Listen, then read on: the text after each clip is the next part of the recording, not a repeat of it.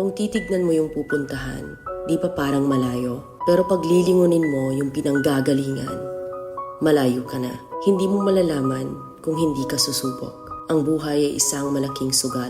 Kung lagi kang takot sumugal sa isang bagay dahil takot kang mawalan, mauubos lang kung anong meron ka. Kung hindi ka mawawalan, hindi ka rin magkakaroon. Kung ano man ang mga desisyon mo ngayon, yun ang magiging buhay mo bukas. Lakasan mo lang yung loob mo. Dahil ang mundong to, aapakan lang ang mga mahihina. Ibangon mo palagi ang sarili mo. Balang araw, magugulat ka na lang na ang layo na pala ng narating mo. Kahit mabagal ang progress, basta may usad at kumikilos ka, okay na yan. Wala tayong magagawa. Ganyan talaga ang proseso ng buhay. Lahat tayo nakakaranas ng hirap. Hindi natin alam kung hanggang kailan tayo dito sa mundo. Kaya mas piliin mo maging mabuting tao. Ang pinakayaman na maituturing natin sa sarili ay ang ating mga pangarap.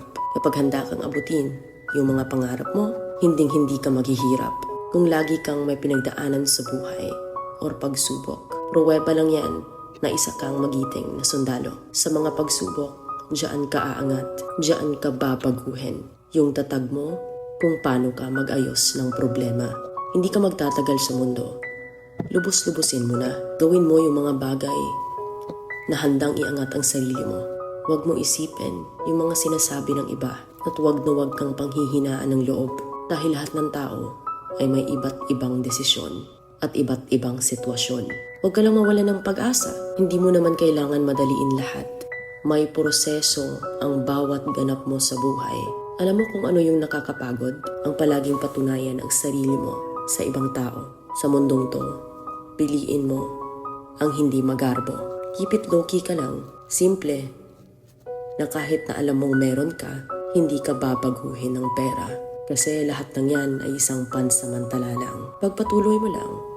Kung may pangarap ka, makakarating ka.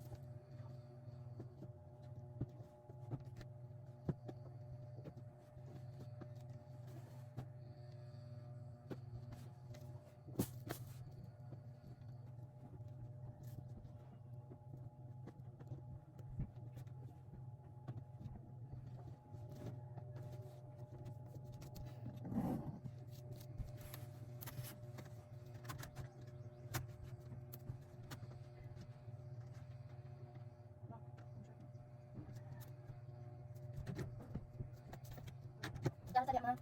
Jangan saja.